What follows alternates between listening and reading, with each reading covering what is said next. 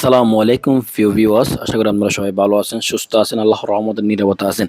আজকে ভিডিওটা আমার জীবনের একটা খুব সুন্দর, খুব প্রশান্তির একটা দিন নিয়ে, একটা দিন যেখানে ছিল পরিবার, ভালোবাসা, প্রকৃতি আর ইবাদতের এক অপূর্ব মিশ্রণ।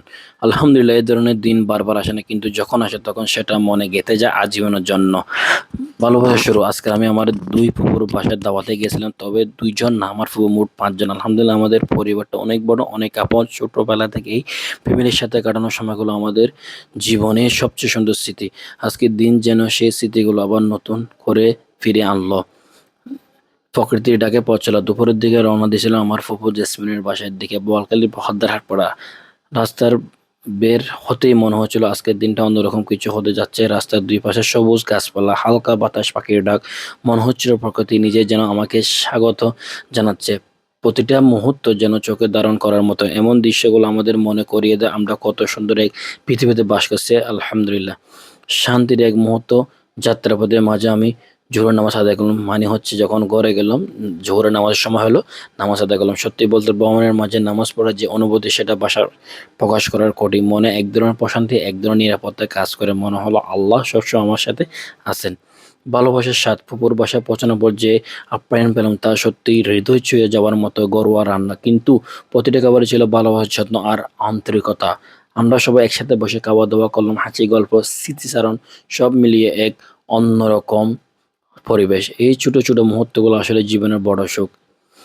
আরেক ভালোবাসার ঠিকানা। দুপুর এর সময় সুন্দরভাবে কাটানোর পর আমরা রওনা দিয়েছিলাম আমার বড় ফুপুর বাসার দিকে, বোয়ালখালী পাঠানপাড়া।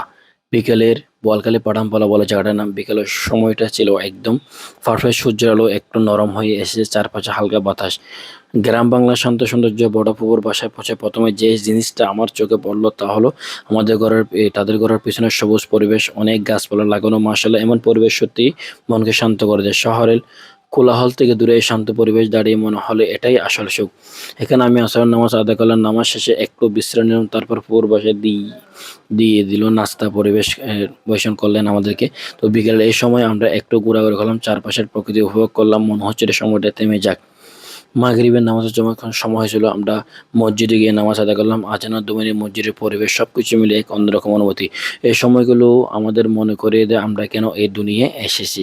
ভালোবাসার শেষ অধ্যায়। নামাজ শেষে আবার ঘরে ফিরে এলাম। এরপর শুরু হলো রাতের খাওয়া দাওয়া। সবাই একসাথে বসে খাওয়া, গল্প করে। এই মুহূর্তগুলো আসলে জীবনের সবচেয়ে মূল্যবান সম্পদ। স্মৃতির চাবি নিয়ে ফেরা রাতের দিকে আমরা বাড়ির উদ্দেশ্যে রওনা দিলাম। গাড়িতে বসে ভাবছিলাম আজকের দিনটা কত দ্রুত চলে গেল, কিন্তু ওই দিনটার প্রতি মুহূর্ত আমার মন থেকে যাবে অনেক দিন। শেষ কথা, আলহামদুলিল্লাহ, আজকের দিনটা ছিল শান্তির, ভালোবাসার, কৃতজ্ঞতার। আল্লাহ তাআলা আমাদের সবাইকে এমন সুন্দর পরিবারের সাথে কাটানোর তৌফিক দান করুক। যদি ভিডিওটা ভালো লাগে, লাইক, কমেন্ট, শেয়ার এবং আমার চ্যানেলটা যারা এখনো সাবস্ক্রাইব করেন, সাবস্ক্রাইব করে পাশে থাকবেন। সবাইকে ধন্যবাদ। আস্তাগফিরুল্লাহ, আল্লাহ হাফেজ।